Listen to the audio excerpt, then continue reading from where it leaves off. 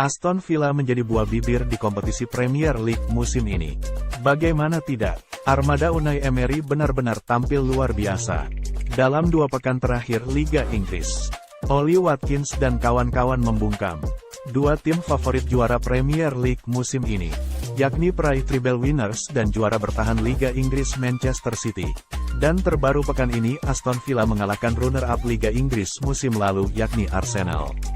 Kedua tim kuat tersebut dikalahkan dengan skor identik, yakni 1-0. Namun, kami tim sepak bola cerdas bukan akan membahas rahasia kehebatan Aston Villa musim ini. Namun kami akan mengajak Anda bernostalgia ke masa lalu, saat tim yang juga jadi tim favorit Pangeran Williams ini menjuarai Liga Champions di musim 1981-1982. Bagaimana perjalanan The Villains saat itu sampai menjuarai kompetisi antar klub paling bergengsi di Eropa tersebut? Mari kita simak kisahnya. Aston Villa memulai kompetisi Eropa di ronde pertama dengan menghadapi klub asal Islandia, Valur. Saat itu format kompetisi Liga Champions belum seperti saat ini dengan memakai sistem grup di babak-babak awal. Ketika bertemu wakil Islandia, Valur, di Villa Park, Aston Villa menang 5-0 melalui 2 gol dari Peter White dan 2 gol dari Terry Donovan, serta 1 gol dari Tony Morley. Saat bermain away ke markas Valur di kota Reykjavik, Islandia, Aston Villa menang 0-2. Saat itu giliran striker Gary Shaw menjadi pahlawan dengan memborong 2 gol kemenangan Aston Villa. Di babak kedua Aston Villa bertemu wakil Jerman Dynamo Berlin. Klub yang saat ini ada di divisi 6 Liga Jerman itu ternyata merepotkan Aston Villa.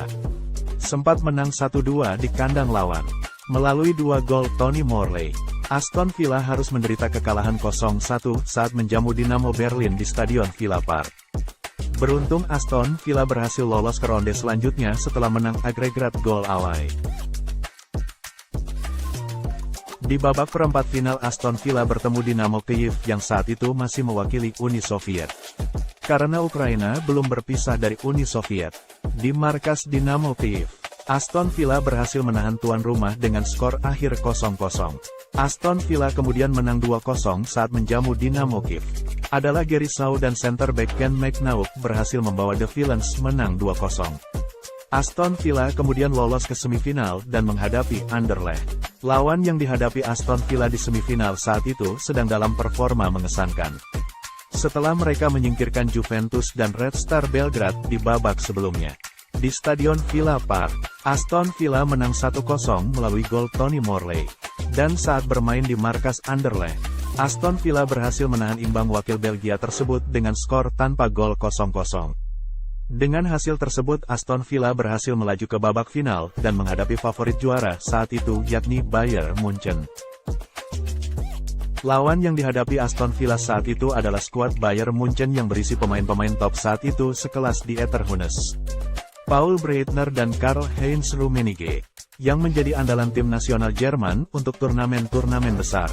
Pertandingan berjalan alot, dan akhirnya Arsenal Indonesia, yang menangani tim Garuda di tahun 2003 sampai tahun 2007. Prestasi terbaik Peter White bersama tim nasional Indonesia adalah runner-up AFF Cup tahun 2004.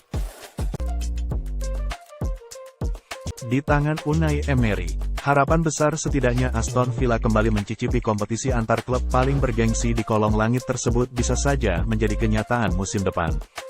Jika The Villains musim ini bisa finish di posisi 4 besar, kendati penuh tantangan, tapi banyak fans Aston Villa bilang bahwa cara bermain dan daya juang Emi Martinez dan kawan-kawan musim ini yang penuh energi seperti skuad juara Eropa yang sukses di awal tahun 80-an.